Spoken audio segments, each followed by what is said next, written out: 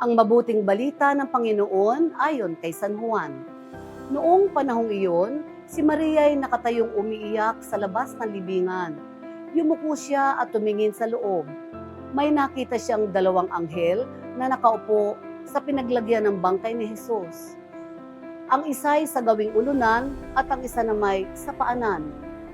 Tinanong nila si Maria, "Ale, bakit kayo umiiyak?" Sumagot siya, "Kinuha po nila ang aking Panginoon at hindi ko alam kung saan dinala." Lumingon siya at pagkasabi nito at nakita niya si Jesus na nakatayo roon. Ngunit hindi niya nakilala ang si Jesus iyon. Tinanong siya ni Jesus, "Bakit ka umiiyak? Sino ang hinahanap mo?" Akala ni Maria ay siya ang tagapag-alaga ng halaman. Kaya't sinabi niya, "Ginoo, kung kayo po ang kumuha sa kanya, ituro ninyo sa akin kung saan ninyo dinala at kukunin ko." "Maria," ani Jesus. Humarap siya at kanyang sinabi, "Rabboni," ibig sabihin guro. "Huwag mo akong hawakan sapagkat hindi pa ako nakapupunta sa Ama," wika ni Jesus. "Sa halip, pumunta ka sa aking mga kapatid at sabihin mong aakit ako sa aking Ama at inyong Ama, sa aking Diyos at inyong Diyos." Kaya't si Maria Magdalena ay pumunta sa mga alagad at sinabi, "Nakita ko ang Panginoon," at tuloy sinabi sa kanila ang bilin ni Jesus. Ang mabuting balita ng Panginoon. Natunghayan natin si Maria na umiiyak sa labas ng libingan ni Jesus.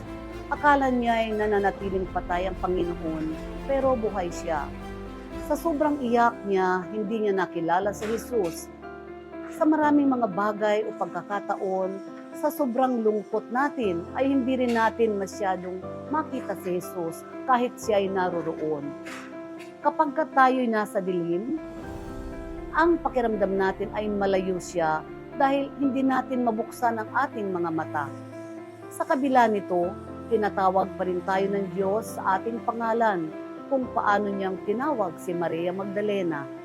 Ang pagtawag na ito ay simbolo ng pagkakakilala sa atin ng Diyos. Kilala niya tayo at alam niya ang ating mga pangangailangan.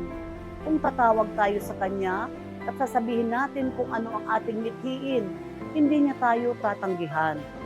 May dahilan ang Diyos kung minsan kailangan nating maghintay at subukin ang pananalig bago makuha ang ating hinihiling. Gusto ng Diyos na makita at makilala natin siyang kumikilos sa ating buhay. Ang panalangin ay tungkol sa relasyon natin sa Diyos. Mahalaga na matagpuan natin siya sa lahat ng bagay. Lagi nawa natin siyang makita kahit tayo'y tila nasa dilim at nawawala dahil sa mga kabit-kabilang pagsubok sa ating buhay. Manalangin tayo. Panginoon, tulungan po ninyo ako na makilala ko pa kayong lubusan at manalig ang puso at isipan ko sa gitna ng aking mga alalahanin. Hari nawa, Panginoon, maibsan ang aking pag-aalala sa aking problema. Patawad po kung minsan ay parang nawawalan ako ng pag-asa na ako'y iyong diringgin. Maghihintay po ako, Panginoon, kung kailan niyo po ako diringgin. Patawad po sa kakulangan ko ng pagtitiwala. Amen.